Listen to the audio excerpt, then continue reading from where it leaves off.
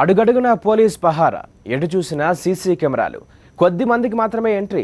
అత్యంత రహస్యంగా జరిగిన ఈ కార్యక్రమం ఏదో కాదు, ఏపీ సీఎం చంద్రబాబు నాయుడు నూతన గృహ ప్రవేశం. అడుగడుగున పోలీస్ పహారా.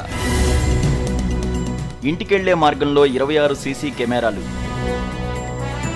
అతి కొద్ది మంది బంధువులకే ఆహ్వానాలు. తెల్లవారుజాము నుంచే ప్రత్యేక పూజలు. కొద్దిసేపు విశ్రాంతి కోసం పార్కు హయత్తుకు వెళ్లిన బాబు. రాత్రికి మళ్లీ ఇంటికి, అక్కడే నిద్ర.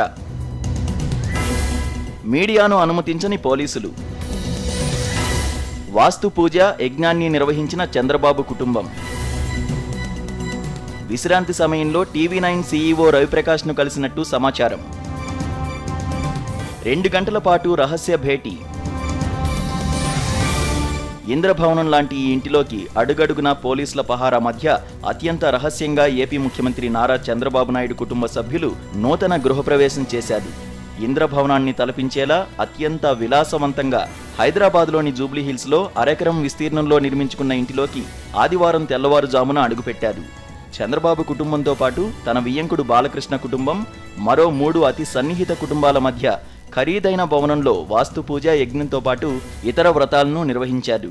మధ్యాహ్నం వరకు జరిగిన పూజల్లో ముఖ్యమంత్రి చంద్రబాబు పాల్గొన్నారు. బాబు గృహప్రవేశాన్ని కవర్ చేసేందుకు వచ్చిన వివిధ ఛానళ్లు, పత్రికల ప్రతినిధులను అనుమతించలేదు.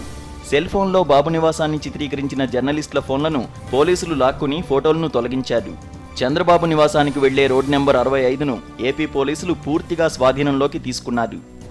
చంద్రబాబు గృహప్రవేశ వేడుకకు ఏపీ, తెలంగాణకు చెందిన నాయకులు, మంత్రులు, ఎంపీ, ఎమ్మెల్యేలకు ఆహ్వానం లేకపోవడంతో ఎవరూ ఆ వైపు కూడా చూసే సాహసం చేయలేదు.